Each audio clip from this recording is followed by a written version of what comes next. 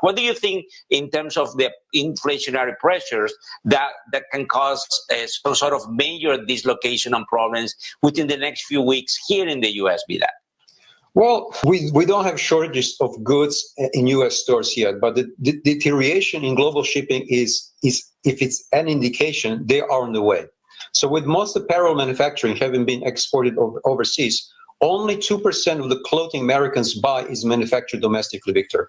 The increased tariffs are likely to lead to high prices for a range of consumer goods, including electronics, clothing, household items, and retailers may pass this cost onto consumers, onto us, potentially impacting our spending and overall economic growth. So number one, so prices increases for everyday goods. Many consumer products sold in the U.S. are imported, especially from China.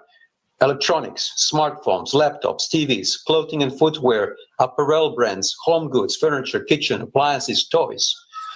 There's going to be a shift in consumer behavior as well.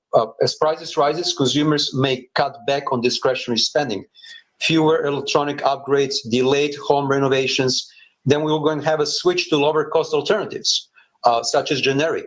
So no more Hugo Boss, we'll have some other generic clothes. Buy less overall, particularly if wage growth doesn't keep pace with inflation. Inflationary pressures, as you just reiterated, there's going to be widespread price hikes due to tariffs, right? Which can contribute to inflation. So we mentioned this again, which reduces purchasing power. If inflation accelerates while economic growth slows, the U.S. could face a stagflation, which is the worst, right? So that means raising prices amidst stagnant economic activity. Nobody wants that. And then number four, we have a supply chain reconfiguration cost. Retailers and manufacturers are now seeking to diversify supply chains to reduce dependence on China, sourcing more from countries like Vietnam, India, Mexico. While this may help long-term, in the short term, transition costs will be high, and the costs are also likely to be passed on to consumers. So, so these are big issues, and we'll see what happens tomorrow.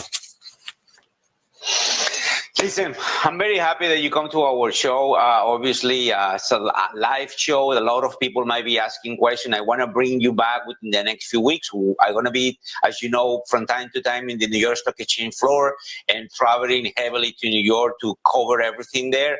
Hopefully, we'll have some headlines that kind of impact positively the markets on Monday.